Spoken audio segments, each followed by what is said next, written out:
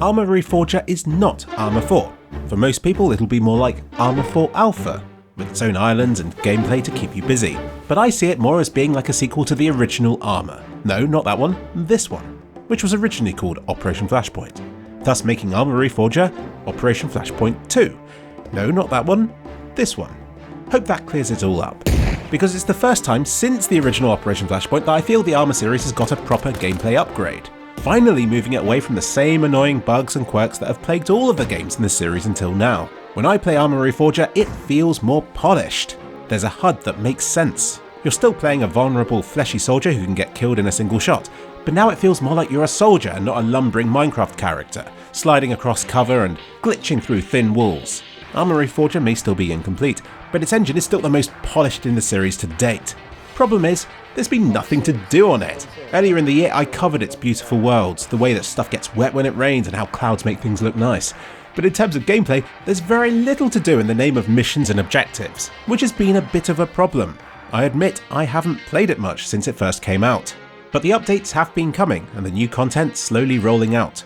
And the other night I finally got a chance to play it with a friend.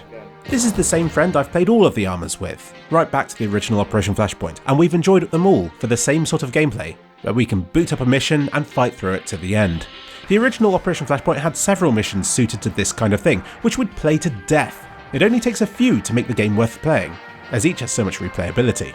Sadly, since becoming Arma, the series has moved away from these smaller kinds of missions, and more towards the massive 64-player battle-a-thons, where you wage war across massive environments in matches that can take the best part of a day to complete. With just the two of us, we still attempted to seize the base mission from Arma 1, and at one point even beat it, but it wasn't what we were looking for anymore. It's a shame, because if you're wanting to play a quick game of Arma with a friend or two, then you're normally out of luck. I talked about the sort of missions we enjoy playing in this recent video of mine, and it looks like we've finally got what we wanted. In fact, it's even better than that. From the main menu, you click on Scenarios, and at the top is Combat Ops Ireland. Note how the rest support 64 players. This one does not. This one is geared towards only 6. This mission takes place on a much smaller island than the main one from Arma Reforger, and this one is quite similar in theme to Arma 3's environments. You start in a woodland and have 3 objectives you can complete in any order before escaping the island.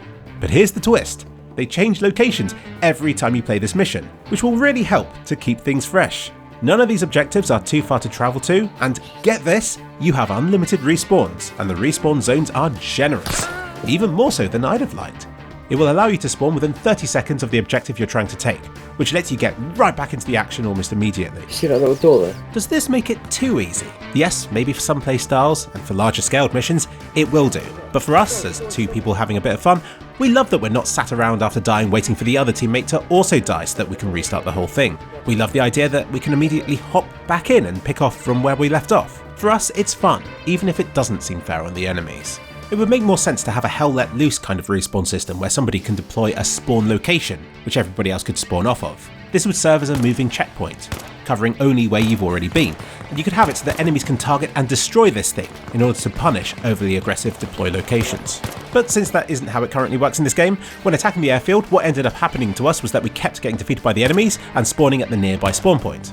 But every time we died, the enemies would push closer to that spawn point until they were spawn camping us. At this point, I think the spawn should just be disabled, but instead of that, and in a move that would horrify fans of Arma, we simply respawned there over and over again until we defeated them. It wasn't realistic, but it was good fun.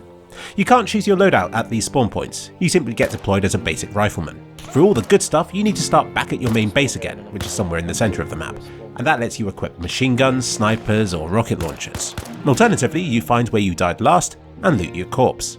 We didn't care too much for realism in our playthrough. We were there simply to have some fun, to grind some objectives, and to die a lot.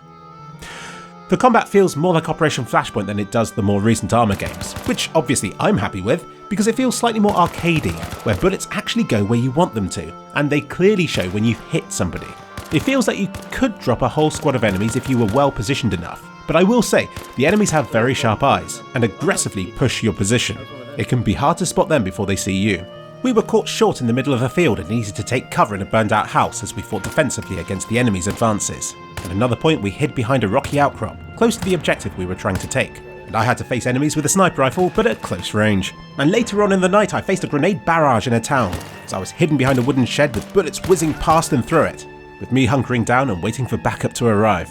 And in the midst of all this, I got that flash of excitement that I haven't had from the series for so long, that feeling of being in a large dynamic world, one that I actually want to play in, one with so many positions and possibilities around all of the objectives that I want to visit and to experience. And perhaps best of all, I forgot that I was playing to beat objectives, and was simply doing it for the fun, and that I was equally excited not just about this game that we were playing right then, but about what was yet to come in future missions and experiences. Get in it. Oh no. So this might not be how we're meant to play this game, it might not be how you want to play it, but it's how I've always played it. Reforger will never be a true successor to Operation Flashpoint until it's got its own single-player campaign and a bunch of cheesy music tracks. But as far as the multiplayer element goes, the inclusion of this one mission is already enough to make the game worth the price of entry for me.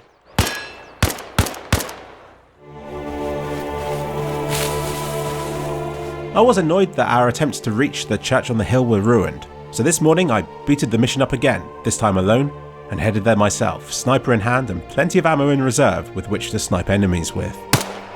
I inevitably alerted them to my position, but reached and climbed the church tower. With a bit of difficulty, I might add. Ladders in this game still feel even more bugged than they do in most games. But I got to the top and happily sniped a good load of enemies situated in the surrounding area.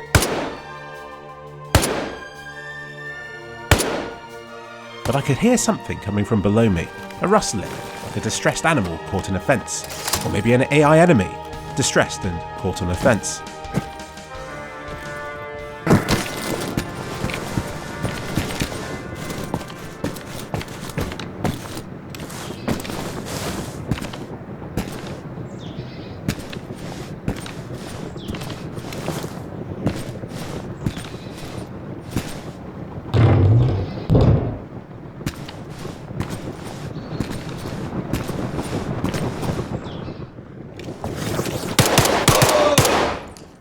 Yep, going solo is still too scary for me. But it's good fun.